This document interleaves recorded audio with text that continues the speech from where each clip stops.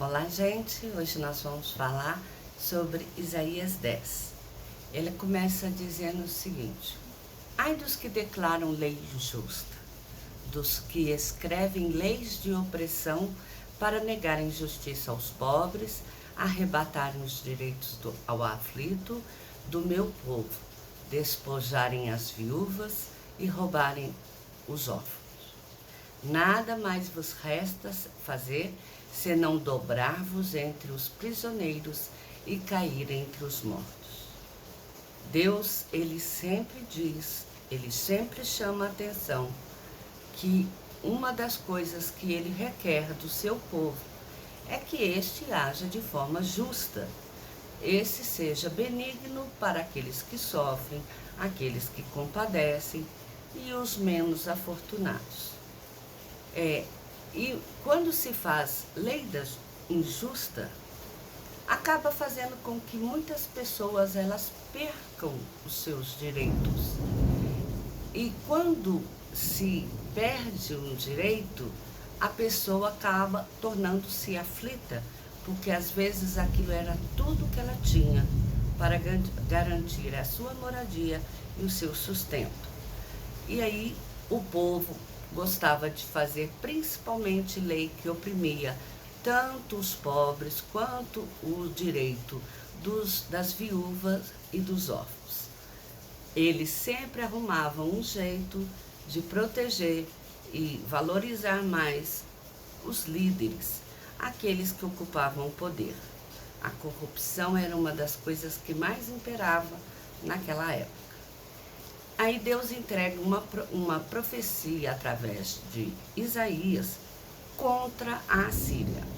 E nessa profecia ela diz o seguinte: ai da Síria, cetro da minha ira, a vara em sua mão é o instrumento do meu furor.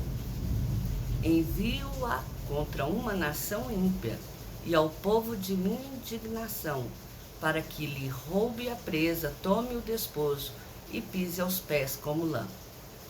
Deus usava a Síria, que era um dos países, uma das nações mais poderosas que existia na terra até então. E com essa vara em sua mão, ela demonstrava o seu furor, ela demonstrava a sua valentia. E essa subjugava as nações ímpias, as outras nações que cada vez mais indignavam ao Senhor com seu comportamento por adoração a falsos deuses, pelo mau comportamento com os órfãos e as viúvas, com os necessitados, enfim. E aí Deus diz: ela, porém, assim não pensa, e o seu coração não entende.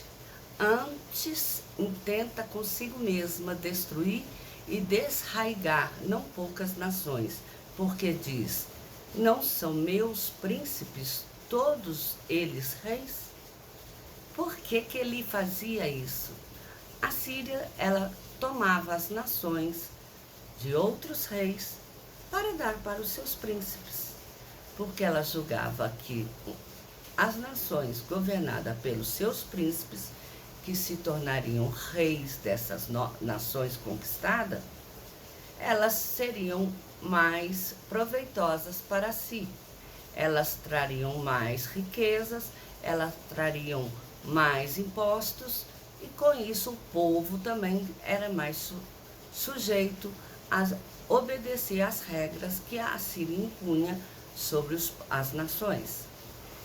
Mas Deus diz assim: o meu poder atingiu os reinos dos ídolos, ainda que suas imagens de escultura fossem melhores que as de Jerusalém e as de Samaria. Como fiz a Samaria e a seus ídolos, não faria igual a Jerusalém e a seus ídolos? Porque lá em Samaria se comercializava ídolos, vamos assim dizer, de esmerada elaboração, de tamanha eram as minúcias da sua imagem, das suas vestimentas que eles colocavam.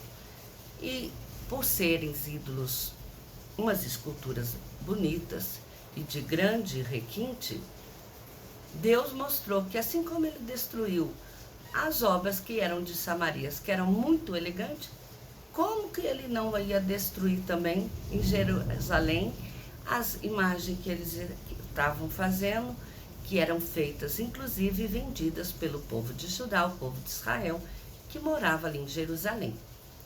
Aí mostra que por isso acontecerá que, havendo o Senhor acabado toda a sua obra no Monte Sião e em Jerusalém, então castigará a arrogância do coração do rei da Síria e a desmedida altivez dos seus olhos. Porquanto o rei disse: com o poder de minha mão fiz isso, sou inteligente, removi os limites dos povos e roubei os seus tesouros, e como valente abati os que se assentavam no trono. O rei da Síria, ele era tão altivo que ele achava que ele ganhava as batalhas contra as nações simplesmente porque ele era inteligente e sabia elaborar bons projetos de guerra. Ele sabia posicionar de forma eficiente os seus soldados. E isso era algo que as demais nações não conseguiriam fazer. O rei achou que ele vencia por causa dele. Em momento nenhum ele se lembrou de que ele vencia as batalhas pelas quais ele lutava, porque havia um Deus que estava usando ele para tratar com o povo que ele ama. Ele, tanto que fala assim: porventura gloriar-se-á o machado e a serra contra quem o maneja? O Senhor enviará a Tísica contra os seus homens. Tísica é uma tuberculose pulmonar. Então o castigo do rei da Síria, por achar que ele era tão onipotente, tão poderoso assim, para poder acabar com todas essas nações, que ele achava que ele era melhor do que o Senhor que o manuseava. E aí se usou a comparação do machado e da serra, que acham que é eles que derrubam a árvore, não sabendo eles que quem derruba a árvore é a pessoa que está usando eles como instrumento. E uma vez que o rei da Síria não conseguia alcançar este entendimento, o Senhor tocaria no seu povo e tocaria no exército, que era a fonte da sua soberba e do seu poder. E o Senhor diz: a luz de Israel virá a ser como fogo, e o seu santo como labareda, que abrase e consuma os espinheiros e os abrolhos da Assíria num só dia. Naquele dia, o restante de Israel e os da casa de Jacó, que se tiverem salvado, nunca mais se estribarão naquele que os feriu, mas no Senhor Santo de Israel. Mostra que o povo de Israel, ele reconheceria que ele sobreviveu e que ele foi tratado não pela mão do rei da Síria, mas pela mão de Deus, que usou o rei da Síria para tratar com eles. Isso quebraria a cerviz do rei da Síria, quer dizer, tornaria ele uma pessoa menos altiva. O restante de Jacó se converterão ao Deus forte, ainda que o de Israel seja como a areia do mar. A destruição será determinada, transbordante de justiça, que o Senhor dos Exércitos executará no meio de toda a terra. Quer dizer que o povo de Israel ele vai ser salvo. Todos os descendentes de Israel, os remanescentes, estes serão salvos. Porque foi para esses que o Senhor veio. Porque esse povo é a menina dos olhos de Deus. Deus, quando resolveu tratar com todo mundo, ele começou a fazer isso por causa do bem de Israel. E só que, como Israel, a princípio, não entendeu que ele era a menina dos olhos e renegou a sua posição de preferido, de herdeiro do Senhor, quando o Senhor Jesus veio, como eu disse no capítulo 8 de Isaías, e disse, e nós veremos nos estudos dos demais livros ainda a ser estudado, que quando o Senhor virá, ele virá para os gentios, que é todos os povos da terra, aqueles que não fazem parte de Israel. Então, todos que reconhecerem a soberania de Deus, esses passarão a ter também direito de serem salvos, passarão também a ter direito de serem pessoas especiais aos olhos de Deus. No entanto, a menina dos olhos de Deus é e sempre será Israel.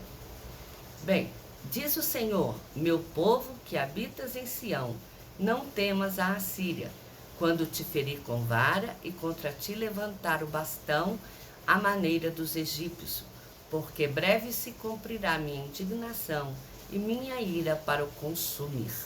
O Senhor suscitará contra ele um flagelo, e a sua vara estará sobre o mar, e ele a levantará como fez no Egito.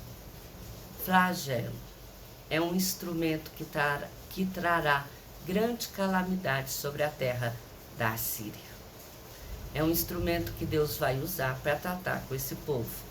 E pelo que nós observamos, esse flagelo será a tísica, a tuberculose, que estará nos soldados do exército, dizimando aquele povo. Naquele dia o peso será tirado do ombro e o jugo do pescoço. A Síria vem a Aiate e parará em Nob. Agitará o punho no monte da filha de Sião, o outeiro de Jerusalém. Mas eis que o Senhor cortará os ramos com violência, as árvores de alto porte serão derribadas, e as altivas abatidas, e o Líbano cairá pela mão de um poderoso. Mostra que o Senhor vai tratar realmente com a Assíria, de modo que essa, por mais que ela ache que ela é possível de lutar e de terminar e exterminar qualquer povo, essa vai experimentar do seu próprio,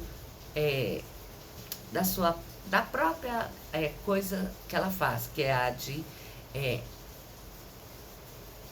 abater os demais soldados das demais nações, porque chegará um momento em que ela própria sofrerá as consequências da sua altivez, porque o Senhor vai cortar esse seu ramo com violência. E é ela que se acha uma árvore de alto porte, ela será derribada e também abatida. E nós veremos posteriormente, no capítulo a seguir, que é o capítulo 11, como surgirá o reinado pacífico do rebento de Jessé. O rebento de Jessé é Davi. Então, nós falaremos sobre isso numa outra oportunidade. Que Deus abençoe. Nós estamos hoje no dia 19 e hoje está bastante quente em Belo Horizonte. Graças a Deus, hoje, agora a chuva resolveu cair. Então, enquanto eu estou gravando, creio que vocês ouviram alguns barulhos, mas é assim mesmo, uma live não tem como ela ser de todo silenciosa. Eu espero que Deus fique com vocês e que, se na sua cidade estiver muito calor, que o Senhor derrame chuvas de bênção sobre ela. Mas se infelizmente vocês estiverem sendo acometidos por aquelas terríveis enchentes que nós temos visto, o Senhor possa tocar com mão de amor e fazer com que as águas se abaixem, para que vocês possam voltar aos seus lares e refazerem as suas vidas. Que Deus abençoe cada um e supra as suas necessidades. Amém?